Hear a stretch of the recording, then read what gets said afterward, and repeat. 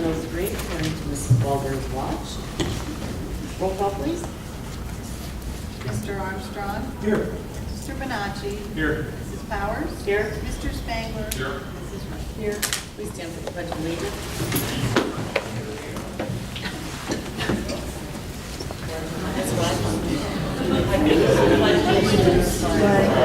Of the United States of America, and to the republic for which it stands, one nation, under God, indivisible, with liberty and justice for all. Thank you. We have a presentation this evening. Absolutely. Thanks, Mr. Powers. We are privileged to receive a couple of financial awards this evening. In particular, I want to kudos to Mrs. Baldwin and her staff for earning these. And I'd like to begin by introducing Virginia Price, who's the Director of Finance from the City of Brecksville, who will present the Association of School Business Officials recognition to Mrs. Baldwin. I am honored to be here today on behalf of the Government Finance Officers Association to present the Certificate of Achievement for Excellence in Financial Reporting to the Stowe Monroe Falls City School District. The Certificate of Achievement program has been in operation since 1946. The purpose of the program is to encourage and assist governments to prepare financial reports of the highest quality for the benefit of citizens and other parties with a vital interest in government finances. During the half century the program has operated, it has gained widespread recognition as the premier indicator of excellence in governmental accounting and financial reporting. To earn the Certificate of Achievement for Excellence in Financial Reporting, the Stowe Monroe Falls City School District had to substantially conform to the program's demanding criteria, which go well beyond the minimum requirements of generally accepted accounting principles. Program participants submit copies of their comprehensive annual financial report to the Certificate of Achievement program for an in-depth review and evaluation by two members selected from an impartial panel of government finance officers, independent certified public accountants, educators, and others with specialized expertise and experience in governmental accounting and financial reporting. Reports also are reviewed and evaluated by members of the GFOA's professional staff. Only those reports that are judged by all reviewers to have substantially met the program's criteria are awarded the Certificate of Achievement for Excellence in Financial Reporting. This is not the first time that the Stowe Monroe Falls City School District has received this honor. Rather, today's presentation is the seventh, I believe, consecutive year that the school district has received the Certificate of Achievement. Such a record reflects the professionalism and commitment of numerous individuals as well as many hard hours of work. It also reflects a high degree of dedication and leadership on the part of the superintendent, the elected officials, and particularly Treasurer Kathy Baldwin and her staff. The Government Finance Officers Association hopes that this award will serve as an example and encourage others to strive for the same standards in their own financial reports. Therefore, it is my privilege, on behalf of the Government Finance Officers Association, to present the award the Certificate of Achievement for Excellence in Financial Reporting. Congratulations.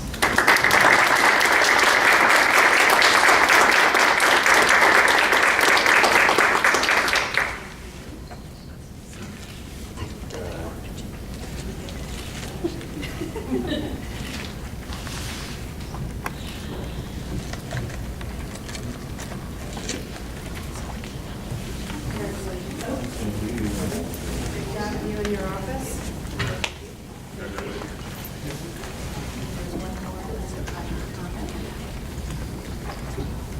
And we also have Jason Dubinsky, financial advisor from ING, to present.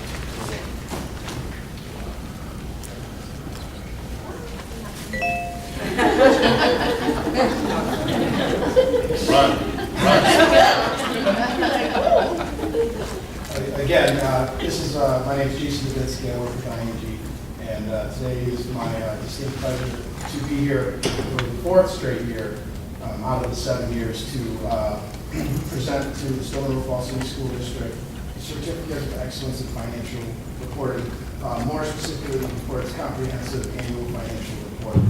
These type of reports are recognized by ASBO, the National Association of School Business Officials, for promoting programs, things such as credibility to the district, confidence, savings, possible better bond ratings, transparency, and most importantly, recognizing the district for excellence. So again, for the fourth straight year for myself to be here, Catherine, if you come on up and take this award.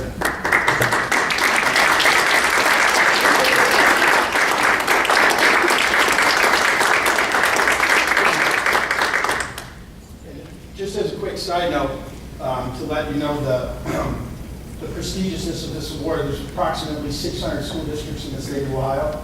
41 this past year received this award. Wow. So again, congratulations. Thank you very much. Thank you. Well, of course, I cannot take all the credit if it were not for the support given to me by the Board of Education, the elected officials, the superintendent, the administration, and of course, my staff. It could not be done. So thank you for everybody. This is your award too.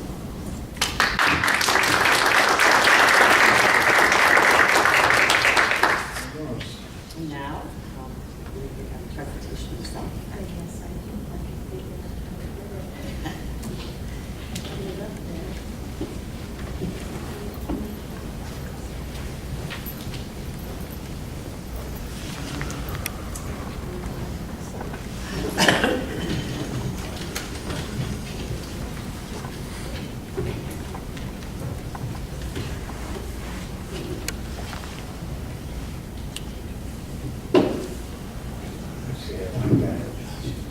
Testing, testing. Can everybody hear me?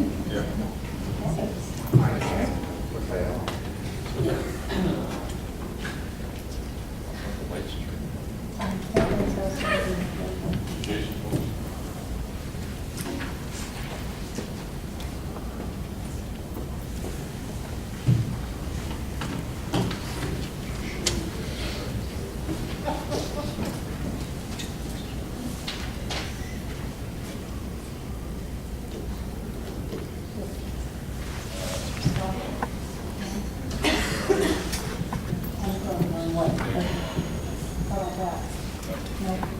How about this?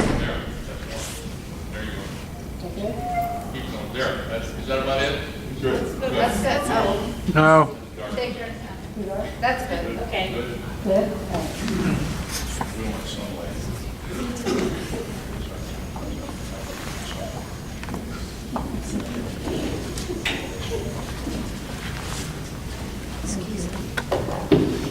Take your time.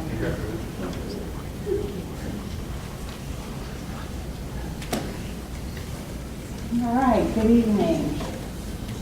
This is the impromptu time for the 5-year forecast. And I always like to remind everybody that it is a Halloween season. So I always think this is perfect timing because usually this is pretty gloomy report. However, we did pass a new levy this past November, and that's very helpful to our cause. And without further ado, take a few seconds just to do an overview on these are some of the revenues. In this forecast, what you'll see is fiscal year 2013, which is this fiscal year. This fiscal year represents a full year of the new levy. Fiscal 12 only incurred a half a year of a collection. So this year will show a full year, which is very helpful to the bottom line. The real estate value estimates do not reflect increases after the devaluation that occurred in fiscal 11, which we talked about in May.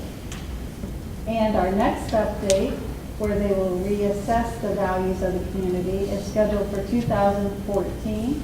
And for purposes of this forecast, it represents a 1% and 2% increase in Class 1 and 2 properties respectively. Fiscal year 2013 tangible values reflect a slight increase in the value of public utilities. Okay.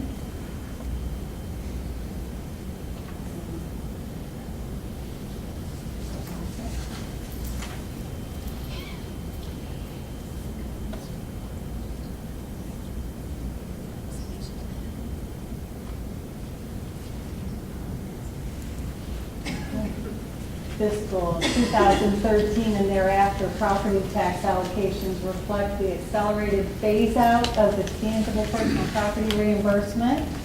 I will show you a schedule just for your information to show you how much money the district has lost and what used to be tangible personal property business taxes that are no longer paid for by the businesses. Fiscal year 2013 state funding is held flat to fiscal year 2012. In this year, which is fiscal 13, it does include a subsidy payment for high-performing districts, which we were just informed this week we did qualify for. Fiscal 14 and thereafter do not include this subsidy. We will only include that in the numbers every time we achieve it. Also inclusive in this five-year forecast are two renewal levies that are coming due.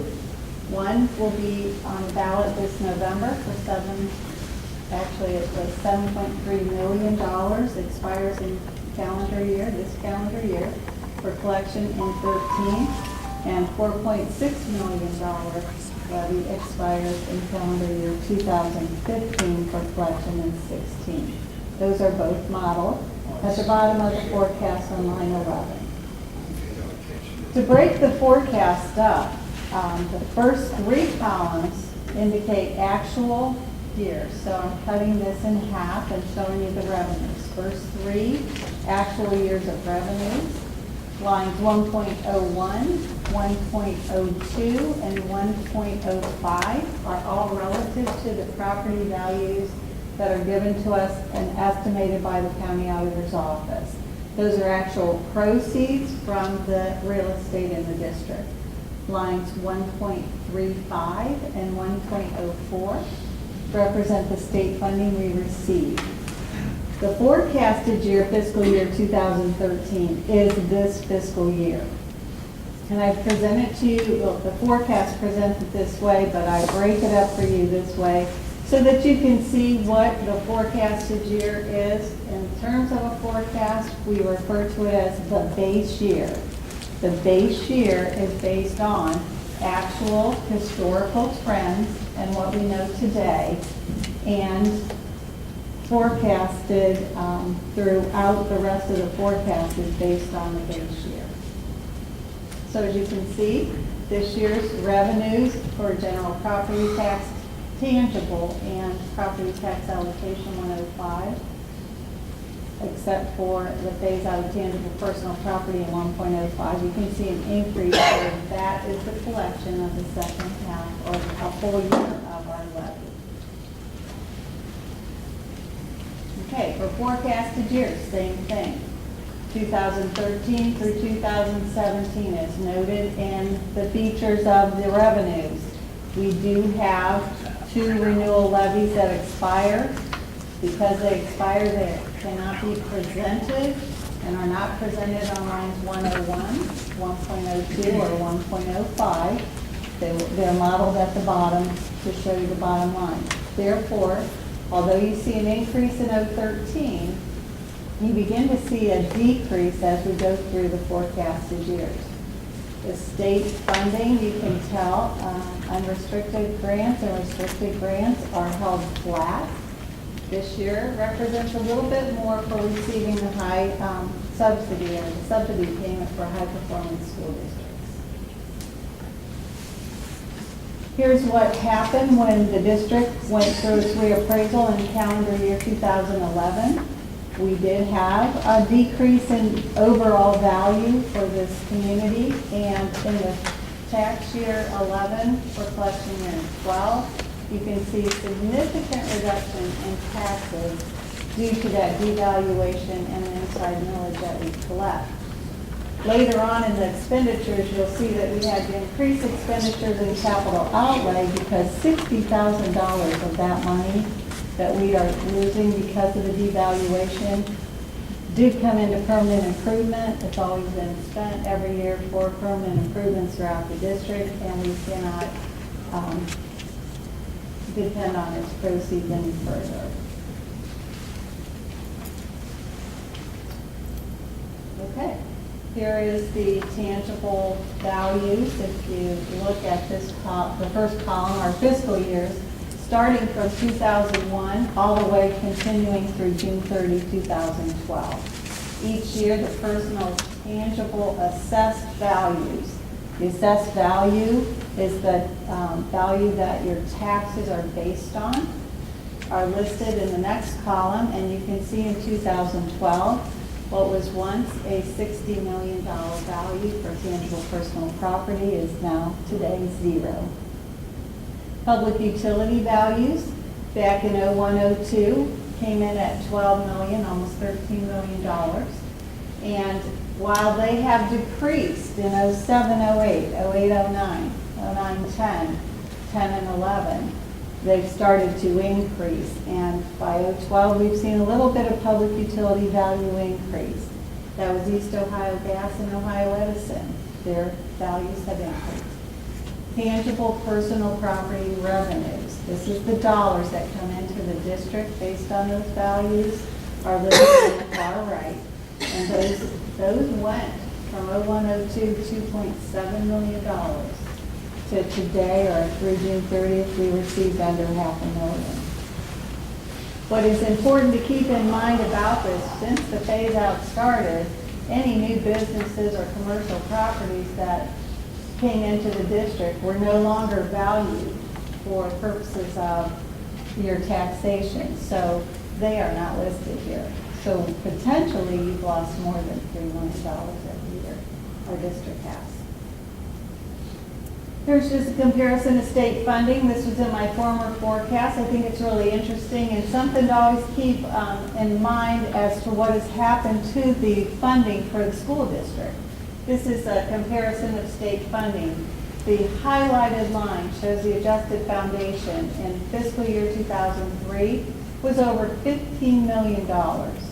Same in 09, and in 012 dropped to 13.7, and today, and because of the high performing subsidy, is at 13.5.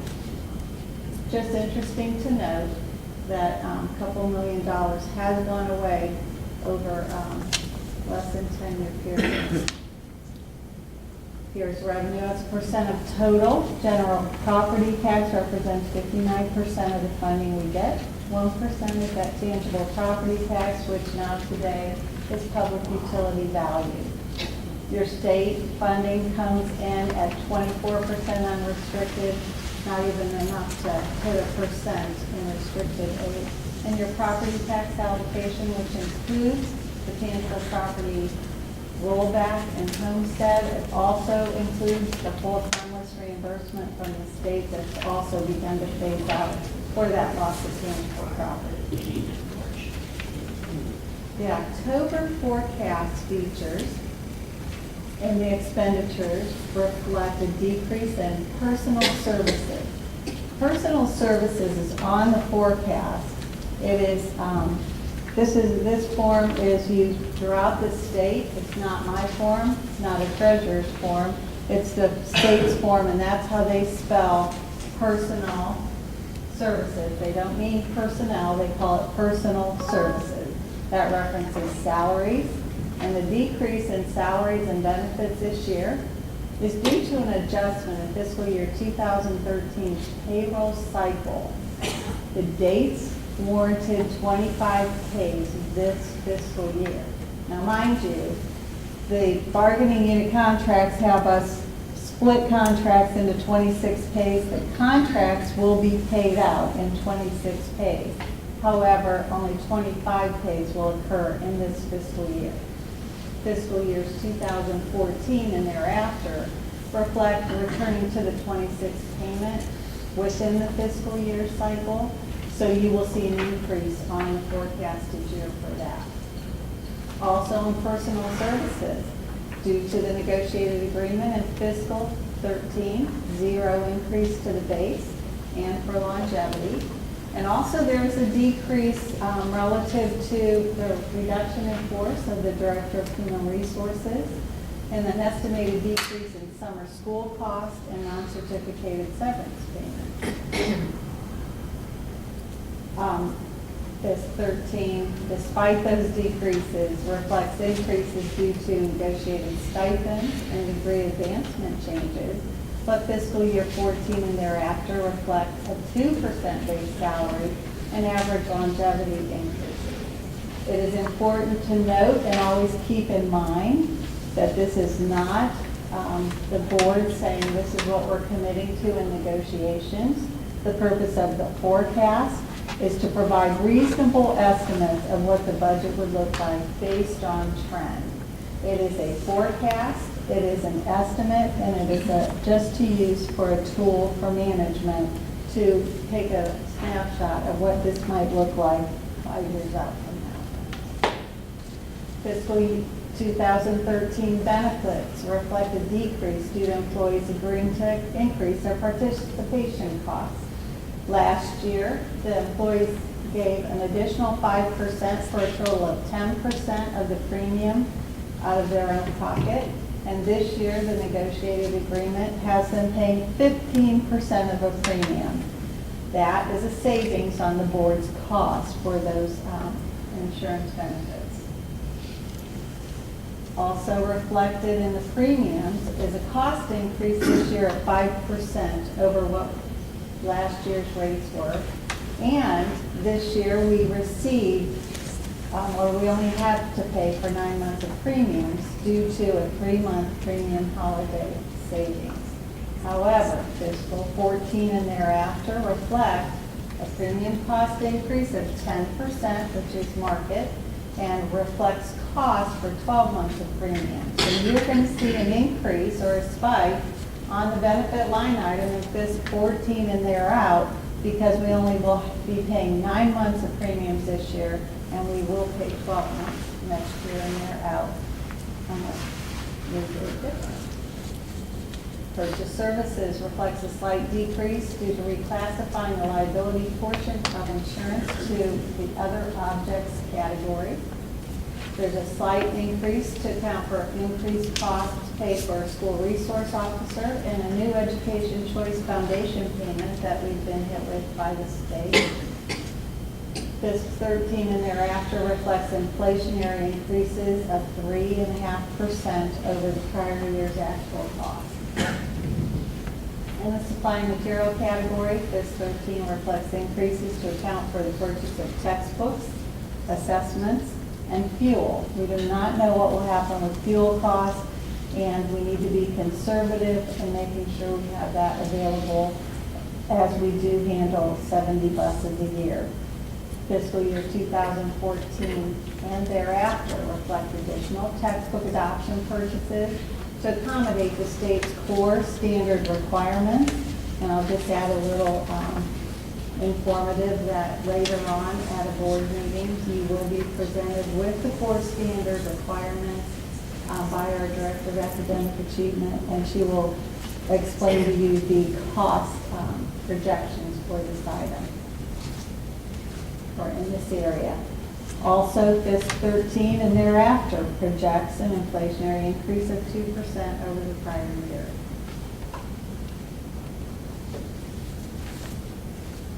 Capital outlay reflects additional increase over last year due to the property devaluation and the loss to inside millage in that fund. And it will reduce those permanent improvement proceeds, and the general fund is slated to pick up those costs.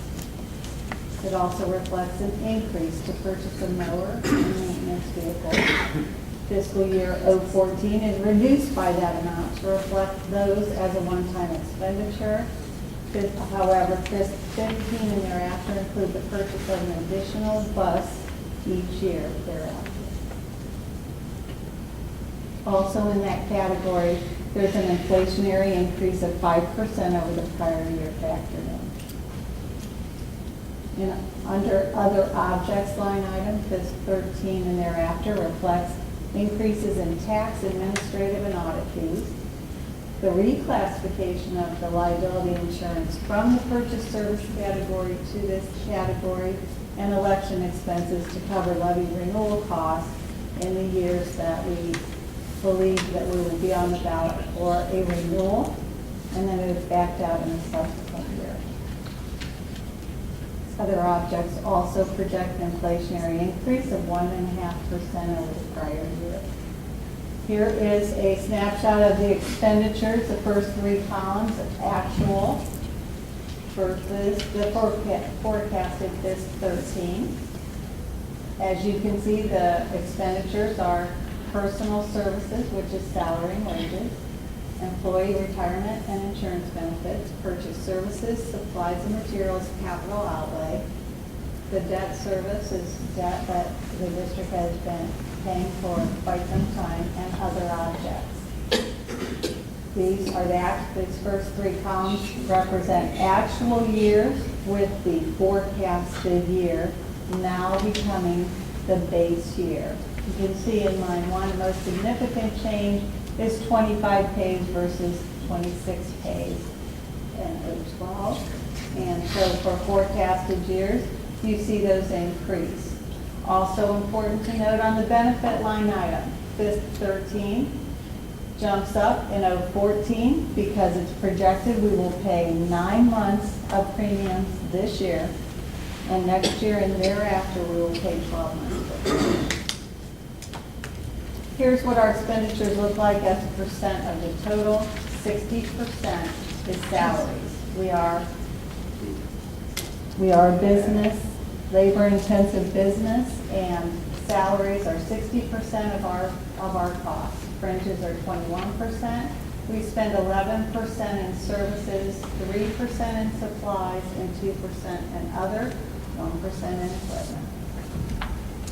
Here's where the rubber meets the road. Top line there, 2.08 on the forecast is the total revenues and other sources for actual years and what we're projecting in 13. The difference between 12 and 13 primarily is the second half collection or a full year collection of the new levy.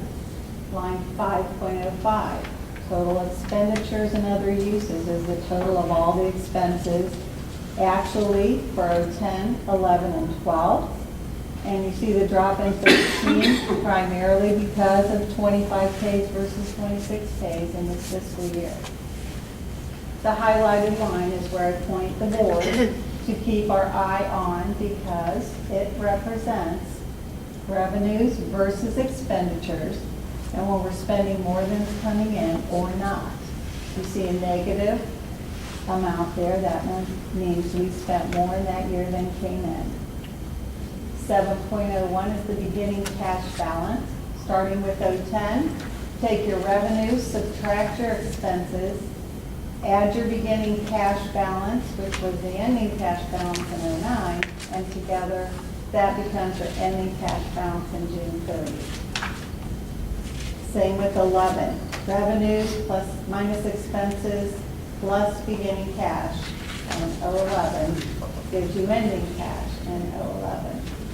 The estimated encumbrances in line 8.01 are obligations that the board made by the end of the school year. That is money set aside, which is a requirement by law that in order for it to be a legal expenditure of the board, must first be set aside before it can be ordered or an order can be placed. That represents that there's outstanding obligations for the board that they have not been paid yet, but will be paid for within the ensuing year. Taking your ending cash balance and subtracting your estimated encumbrances gives you the balance June 30 for certification of appropriations. Again, the first 3 years are actual fiscal years and what happened. And fiscal year 2013 becomes the base year for forecasted years. Given the features that were explained earlier about what changes in the revenues and the expenditures, and the fact that we have renewal levies, line 11.02, and 11.03. Those need to be added into line 6.01. 11.02 needs added into 6.01 for you to see the net impact of our revenues minus our expenditures if the renewal passes. Because it has not been passed by the voters, it has to be represented and modeled here. And to simplify that so that you can see with the levies added in, this takes the beginning balance, the 3 actual years and the forecasted beginning balances. It adds the revenue, that was total revenue on your forecast, and it adds into that the proposed renewal levies and what that would generate each year of the forecasted years. It reduces it by the expenditures that are in red there and gives you the bottom line of the revenue surplus or deficit if the renewals pass. And as you can see, absent adding in the beginning balance, we are going to be spending more than is coming in, starting with FY 15. And it accelerates in 16 and 17 with the current assumptions in the forecast. Here's a graph for those of you that don't know all the numbers. Here's what the projected excess of revenue over or under expenditures with the passage of the renewals looks like. 015, we start to spend more than is coming in based on the assumptions, which are conservative in nature. Again, this is a planning tool. It is estimates, and it's based on information we have from historical trends and what we know today. Here's a graph of the end of the year unencumbered balance, and that is with the passage of the renewal levies and with the beginning balance added in. Revenue minus expense, and this has beginning balance in. So despite you just saw, we're in 15, we start to spend more than is coming in. Because we have a beginning balance or a carryover, it does help offset any red balance. Nonetheless, by 017, our carryover is depleting quickly. This is just an informational piece to represent for you the daily cost educated student versus the resident share. In our district, based on the passage of the new levies, it's $50.48 daily educated student, and the resident share of that represents $23.50. Well, again, for those of you who do not like numbers, I have graphed for each of the line items for you. The first 5 years are actual, and they're in red. The blue years represent the projections based on the assumptions we just highlighted and are included in the package. These 3 categories or line items represent monies that come in based on the property tax value of the entire district. Could you go back to that resident share again? Oh, let's see. Yeah. Now, are we at 2350? Is this something you have come up with, the schools come up with, or is that something the state's come up with? This percentage of we owe over this. The state's supposed to pay for the schools. The data, And what's that? Does that mean? this represents, this is I'm based sorry, on, what? this is based on the total cost that's projected here. Yeah, And it's based the on. number of students in the district and how much of the funding that comes in from the resident taxpayers. The difference between the two would represent other sources other than the residents. Yeah, but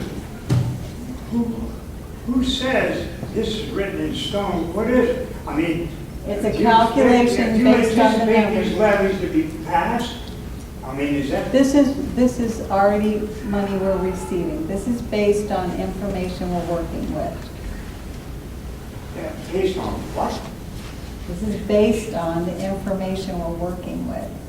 Information from What I where? just presented from the forecast, from the actual Forecast. numbers. Yeah, but that's not telling me who expects this. Sir, we need the We letter move on. finished. Yes, she's finished her report. Let her finish the report, Okay. please. Let's go through this. In the pictures, the next two line items You can't ask that questions at the represent state Later, funding. Later.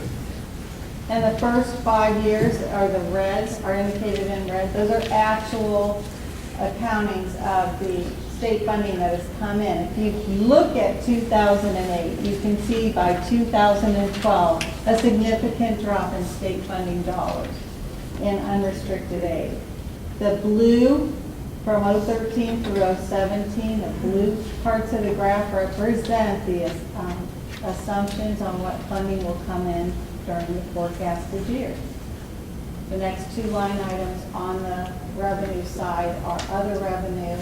And again, first 5 years in red are actual years up against the assumption years, which are in blue. And 2.04 and 05 represent transfers and advances. In the expenditure side, again, just for those who like pictures, the salaries, benefits, purchase service, and supplies, first 5 years in red are actual. The next 5 are projections based on the assumptions we just went over. And the next, or the rest of the expenditures are in equipment, other transfers, and advances out. First 5 years actual up against the assumption years, and the general fund debt is also projected. And that concludes my forecast presentation this evening. This is a line item under the treasurer's recommendation that your approval is sought. And after approval of the board by law, this forecast has to be filed with the state no later than October 31st. So that will follow. Thank you, Mrs. Baldwin. Thank you. Are there any questions? Yeah, Catherine, I Yeah. have some questions. Not really questions, I gotta say that this forecast, I probably feel more comfortable with than a lot of the other ones I've seen in here. But one of the things that I did notice, I'm a big issue-to-issue person, and changes from issue to issue, and from the last forecast, is that we actually, by 2016, we actually improved by $8.1 million on our balance. And this pretty much goes along with what we were looking at earlier of the money that we said we had.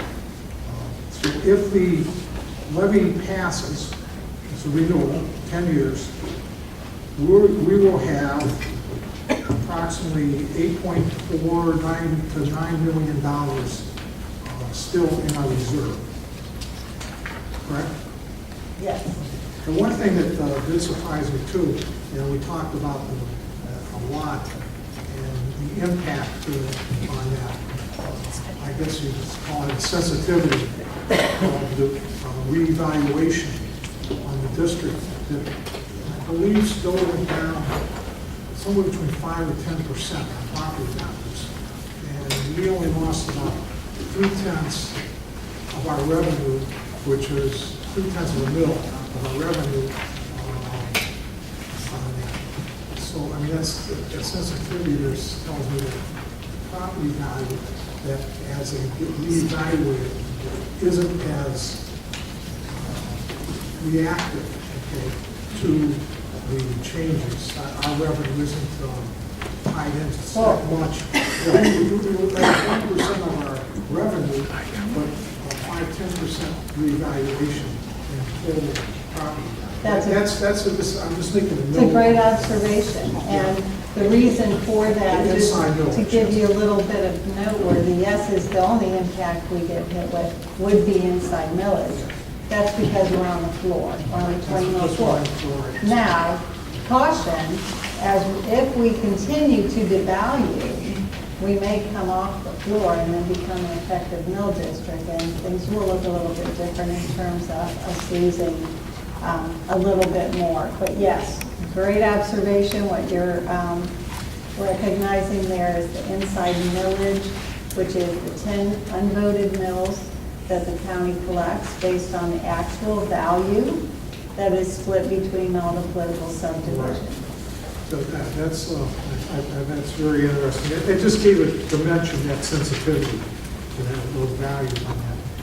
But other than that, I mean, I know we're conservative in certain areas. There's probably about $2 million a year in conservatism, but I mean, I can see the healthcare, yeah.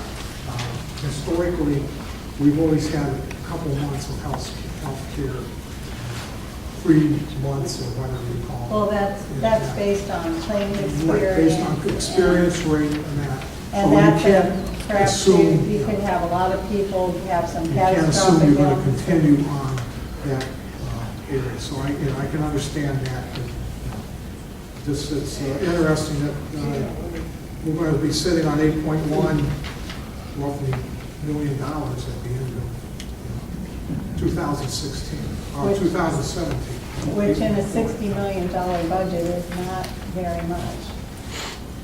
All right, thank you. Thank you, Mrs. Goldberg. Okay, next will be the minutes. Wish to recommend that the Board of Education approve the minutes for the following board meetings: the September 10th, 2012 community meeting and the September 24th, 2012 regular meeting. I had asked that we break those out. I don't want to break those out. Yes. I don't- would like I to don't break think them out. it's I am going to vote differently on each one of those. So It's not necessary. Is there amendment to the minutes? you don't do an amendment. If this is what you call like a consent agenda where you group We it don't- together. We don't know what we're talking about as far as what it Minutes. is you You don't. want to vote on the minutes. And you're grouping them together. Okay. We go by Robert's Rules of Order. When we group it together, any member may ask, because it is divisible. I believe there are board rules. Yeah, that is a board rule. So Mr. Armstrong, you're correct, there is a board rule on that, and that is that if you want to change the agenda as it's so stated, just make a motion, and the majority of the board will on that, whether or not the current agenda You changes. don't know. Any member prior to, the board rule is any member prior to the meeting, it's Robert's Rules of Order, and that is what we go. And on a consent type agenda, if it's divisible, may ask that it be broken out. I emailed them yesterday, and I asked that it be broken out prior to the meeting. And I didn't agree. Now, pardon? Just as you need it or want it broken out. I asked for 3 items to be broken out. Okay, the actual, this is on the board policies for under meetings, section 165.1, regular meetings, item D, that the board shall transact business according to the agenda prepared by the superintendent and submitted to all board members in advance of the meeting. The order of business may be altered and items added at any meeting by a majority vote of the members present. That's right, we're not altering the order of business. What we were doing is breaking out a consent agenda. Now, would you get your Make a Robert's rules? motion. You know Robert's Rules of Order, am I correct? Make a motion, Okay, there is no motion to be made. then. There is we have nothing to motion. vote on. A member is asking that the consent agenda be broken out. And I'm going to ask this as we move into personnel. I believe in order to do it properly, that there needs to be a vote of the board, and I if the believe that there's majority not to wants be- it split out. I believe that there is not to be a vote of the board. Are you Now, making a would motion would to you get the split? Robert's Rules of Order now? Would you get the order down? Would you look under consent agendas? Our, Would you look under Robert Rules of Order under Our consent bylaws. agendas? Our bylaws The specifically bylaws- state. We have bylaws right here. I think we follow the bylaws first. Is that accurate? Or? Yes, but we're not breaking out. It is all, we are asking that it be broken out. Well, we're just trying to follow the board's bylaws. The board's bylaws, are the just board's right. Okay, You just get said the that you follow bylaws, those first. get the bylaws where where it says you follow Robert's Rules of Order. That's when it's not specific in the board's policy to follow Okay, Robert's rules. So where is it in the policy about consent agendas? It's not mentioned, so. That's we follow- right. This is a consent agenda. By Follow what we grouping have in the bylaws. items, this is a consent agenda. I don't think there is a consent agenda. Each of my items are bylaws- broken out. A consent agenda would You be do one not motion for address, everything. you do not address the consent agendas. Am I correct? We're not changing the order. All we're doing is breaking out something that's If you feel divisible. strongly about voting on it separately, make a motion to have these split out. I agree with I that. do not need to make a motion to break it out. Okay, any member does not need to make a motion. Okay, then we are going to go on the original question then. The original question, no, that is divisible. It's consent agenda. We've had this before. We've asked for consent agendas. Please follow the rules of order. Yes, I motion to. Can I get a second to approve the minutes? Okay. Do you know what the consent agenda is? Approved by Mrs. Wright and seconded by Mr. Spangler. Roll call. Mr. Bonacci. Mrs. Powers. Aye. Mr. Spangler. Aye. Mrs. Wright. Mr. Armstrong. Abstain. Report, Mrs. Baldwin. Thank you. Item A, or financial report for September. I wish to recommend the Board of Education, keep losing this up here. Is there something special to do?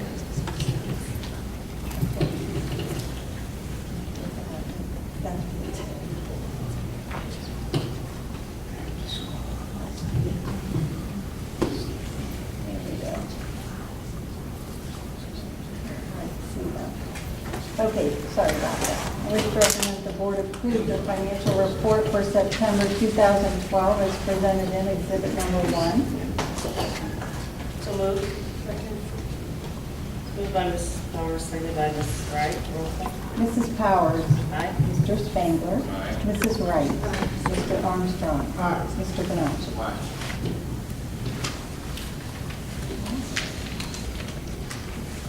I wish to recommend the Board of Education approve the check register for September 2012 as presented in exhibit number 2. So moved. Second. Moved by Mrs. Wright, seconded by Mr. Spangler. Roll call. Mr. Spangler. Aye. Mrs. Wright. Mr. Armstrong. Aye. Mr. Bonacci. Aye. Mrs. Powers. Aye. And I wish to recommend that the Board of Education approve the permanent appropriation resolution as presented in exhibit number 3. I'm sorry, exhibit number 3. Second. Moved by Mrs. Wright, seconded by Mrs. Powers. Roll call. Mrs. Wright. Mr. Armstrong. Aye. Mr. Bonacci. Aye. Mrs. Powers. Aye. Mr. Spangler. Aye. And last but not least, I wish to recommend the Board of Education approve the October 2012 filing of the 5-year forecast as presented earlier this evening. Second. Moved by Mr. Spangler, seconded by Mr. Bonacci. Roll call, please. Mr. Armstrong. Aye. Mr. Bonacci. Aye. Mrs. Powers. Aye. Mr. Spangler. Aye. Mrs. Wright. That concludes my portion of the agenda. Thank you. Thank you. Okay, at this time, we have comments from the audience. I do have one request from Susan Walker.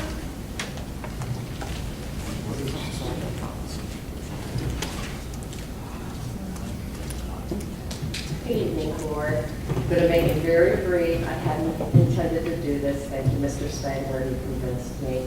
I'm here on behalf of my students at Kingston Middle School. I was approached the first day of school in the middle of a conversation with Dr. Jones about Save Our Schoolhouse, saving one of the first schools in Stowe that sits out by the Heritage Park at Silver Springs.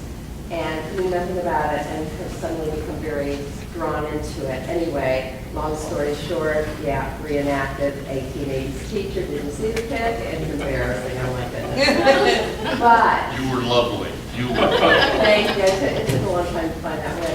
Anyhow, my students volunteered to go. And the audience there asked if they were getting extra credit, which they were not. They just wanted to be a part of this. And it became very personal to them. My students really want that schoolhouse saved. We've just finished on Friday 2 weeks of coin collections in the canisters, which they're doing in all the schools, and got very competitive. Something about some 8th grade history teacher having the idea to hit the teacher in the face that raised the most money with a pie in front of all the students. I don't know. They really wanted us creamed, so I showed them. They weren't going to get one of us, they got all of us. It'll be in the paper next weekend. So why am I here talking to you guys about it? We raised over $2,500. And now that was because of my students. They're the ones who did it. And I'm asking you all to step up and buy a brick. Put your name, be forever a part of our history, because we learn from our past. I teach history, as you know, Dr. Jones. We need to know our history to continue and to see where that schoolhouse was and where we are today, which that schoolhouse would fit like right about here. I'm really asking to strengthen the bond between the Stowe school system and the community, and each board member, Dr. Jones, Kathleen Wolfman, and all of you out here, please support the Save Our Schoolhouse. Buy a brick. It's a good deal. It really is, because it's there for eternity. Thanks. Thanks.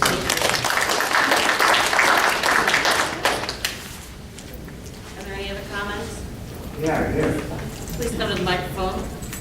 What? Come to the microphone, Yeah, sure. state your name and your address. Yeah, I'll do that. Talk Yeah, to I'm James this. Talk to us. Barnett. You, please, talk this way, so we understand, we can hear you. We can't hear you with that point there. Oh, you can't hear? You should have been sitting there. I did hear you there. Yeah. One-on-one. I don't know why he can't hear. I'm right into this mic. I'm not gonna touch it, because, you know. But, I got a question about this resident share. It says resident share. Projected, is that projected? I mean, do they expect, what happens? Mr. Barnett, somebody- if you have a question with regard to that, you No. should be questioning the, I thought this is open mic again. you should be questioning Mrs. Baldwin if you have a question. No, I got a question. Yes, everybody. It's not open. I've been No, waiting. it is not for open. it. If you have a question, you can Are you going to ask. tell me when I can have this mic or not? Matter of fact, I believe that's true. Yes. Get your question out, we'd be glad If you to have a answer. question, we will answer it. Then, unless I ask a question, we get no mic time. Is that right? That's what that's for, to ask you a question. When can we talk to the people? You can't, this is a, you're Can't? talking. This is a, You talk to the Mr. board. Barnett, this is a board Okay, meeting. I got a It's question. the board's meeting. This is What where, happens, now wait, you asked me, you said, let it go. right? Ask Now, your what question. happens, this projected resident costs here in blue, I have no page identifying. What happens if suddenly all these good people wake up and stop voting for these levies? I mean, the tin cup levy. I mean, we want to pay that money out, we do, if we don't, we don't. But what happens here if all of a sudden you wake up and quit paying thousands of dollars, which they don't have to? What happens then to your projections? Mr. Barnett, that item there alone What? is just an informational piece. It's just an informational piece Yeah, but based it on looks to me the like number you had of a mistake. students. Excuse me? It looks to me, you got it down here like you're kind of expecting it. No, that is for informational purposes. It's showing you, based on the number of students that we have, the valuation in the district, and the proceeds that we get, how much of it is a daily cost to educate a student here? Yeah, And how much yeah. is the resident share? If you get it. That would be the cost as of My today. question is, what happens if you don't? We don't have that projected. We're speaking to, Oh, failure is not a part of your option. What if we're paying that out? You are out of order, Ms. Barnett, and I believe your 3 minutes is probably up at this point in time. Well, when do we get a chance to talk? Or do we? Boy, if you need a question answered by Mrs. Baldwin, you can feel free to call her at any point in time. But right now, we are trying to do a business meeting, and we are going to move on with that. Mr. Jones, can we have your recommendations? Well, I'll tell you please? what, if these levies aren't a big part of your business, I don't know what is. Dr. Jones? Ms. Flowers, I do believe that Mrs. Baldwin had a couple of sheets in there, one showing where we could be. There's another question out here. And then also, I apologize. There was another question out there. Oh, I'm sorry, I can't. No, please. Did not see you, I apologize. I didn't see you, I apologize. Yeah, my name is Bob Wonderlich, and I live on Lakeland Boulevard. I guess I'm trying to understand this resident share. So tell me if I have this right. I would assume that when I pay my property taxes, it's broken down. Part of it goes to the city of Stowe, part of it goes to the school board, part of it goes to the zoo, the metro parks, etc. Is this $23.50, is that the part of my property taxes? just for the school. That being paid to the school? Yes, Do I have that just right? for the school, you are correct. Okay, thank you very much. And then I have one other question, if it's possible. Sure. Seems irrelevant, but it's important to me. Like I said, I've been in Stowe for about 20 years, and during that period of time, I've been going up to the high school probably 4 or 5 times a week, walking and running, and I'm somewhat upset that basically you can't get in the stadium anymore. And I've been told that it's going to be open from dawn to dusk. I talked to Kyle Feldman, he tells me that's what his procedure is.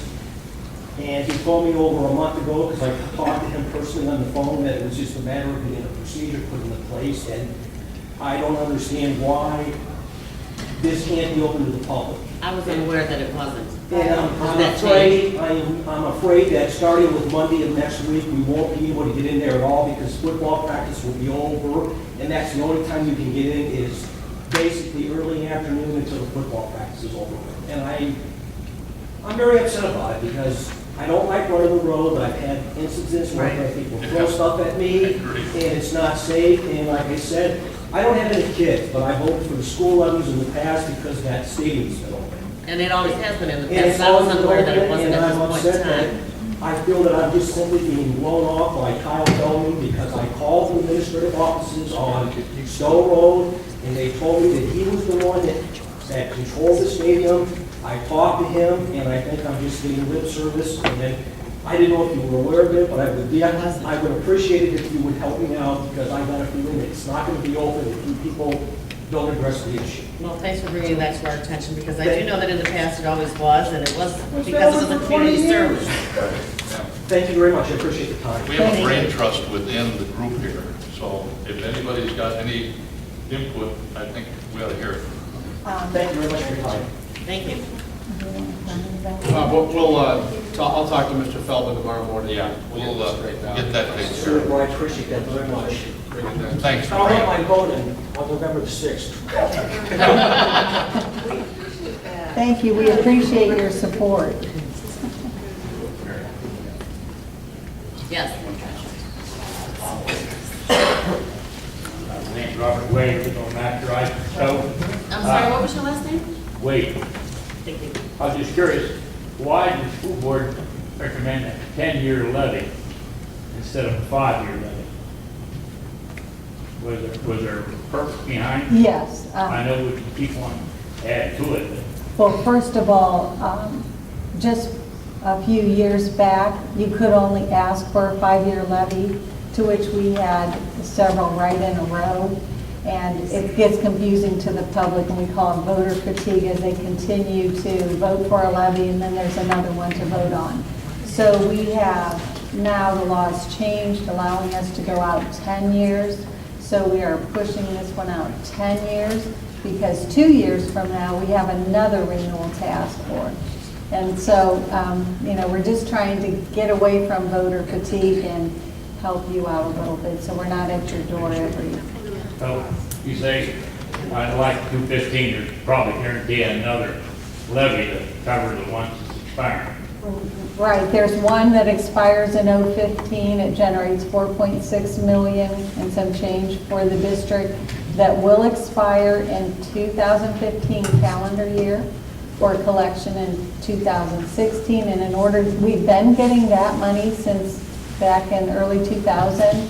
In order to continue to receive that money, which is what we use to operate with, we would have to ask for it to be renewed again.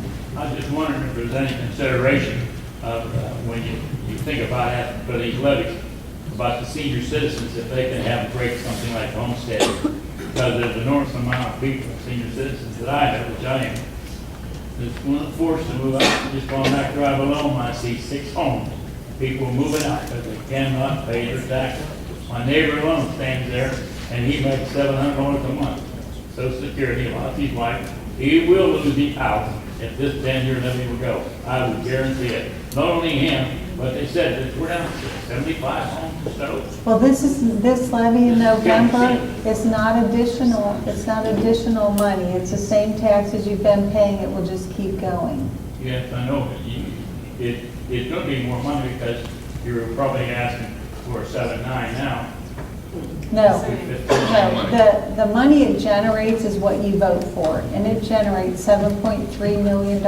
And it did back when it was combined in early 2000, generated $7.3 million. How they get to that $7.3 million is by the term called mills.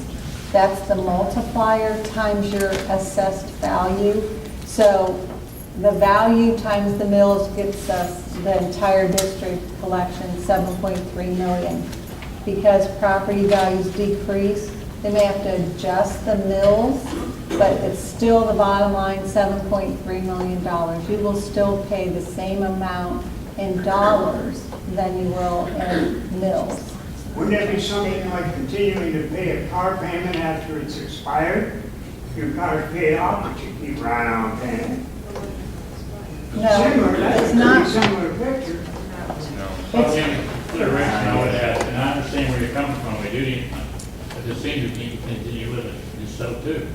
You can't push them all in senior citizen places. Right. It would be nice if you consider something like a rollback on them. Well, if we had if there were something in the law that we could exercise to do that, we would certainly move forward, and we can talk with our legislators about that kind of a issue. That's a good idea. Thank you. It is a good idea. Yes.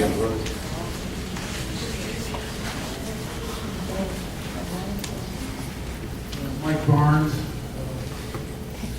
Indiana, Fort Dulce, Ohio. Catherine, I noticed you have a pie chart on there, 21% fringes. Yeah, Is that fringe benefits? that includes the state retirement that the board's required to pay, as well as insurance benefits. Is it include fringe benefits such as bonuses? No, it's just benefits such as retirement and insurances specifically. Retirement, insurance, workers' comp, unemployment, payroll tax benefits. All right, another thing, I know we've talked about transparency. How about the check register? Itemizing things such as pizza places, what they're for, first marriage, what this was spent on. Stuff like that, so you have it broken down, so we know what the district is spending money on. You have 5 or 6 different t-shirt companies you use, 5 or 6 law firms that you use, 5 or 6 whatever book places that you use. I know there's probably places that you can reduce that spending to use maybe 2 places, like Young's and So Sports, instead of using, 20 different places.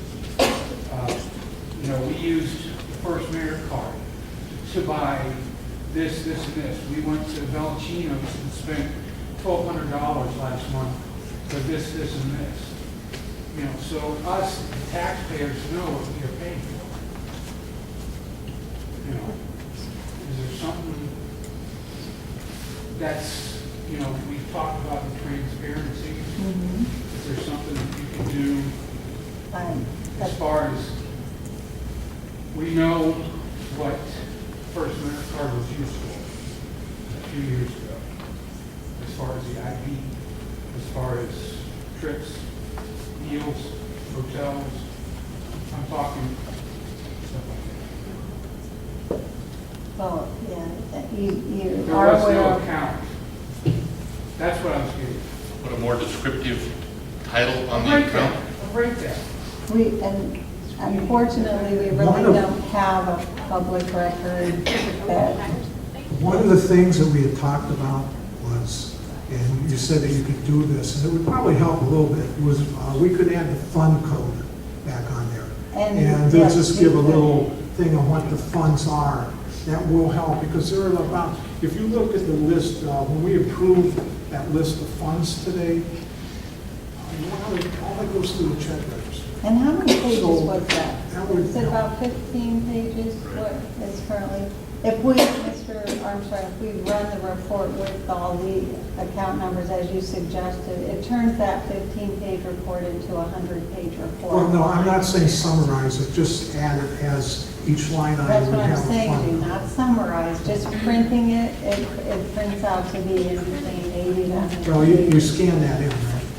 And it's all on You board have docs to now. print it to scan it in, I mean, it's all on board docs now, right? but you have to print it to scan it in, it's paper cost.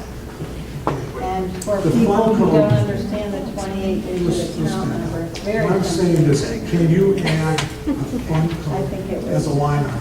That's something we need to look at. Yeah, we'll look at it. We used to have the fund code. Well, if I had enough staff people that I could have someone create that report, because it would have to be done manually, and I'll send. We are doing everything we can to get the work done right now. By, it's mandated by law. So appreciate that. We'll look into a way to. Because it would save all these kind of questions. Sure. Thanks. Okay. If nothing else, we move on to superintendent's report. Okay, I do have personnel recommendations. I wish to recommend the Board of Education approve the certified classified employee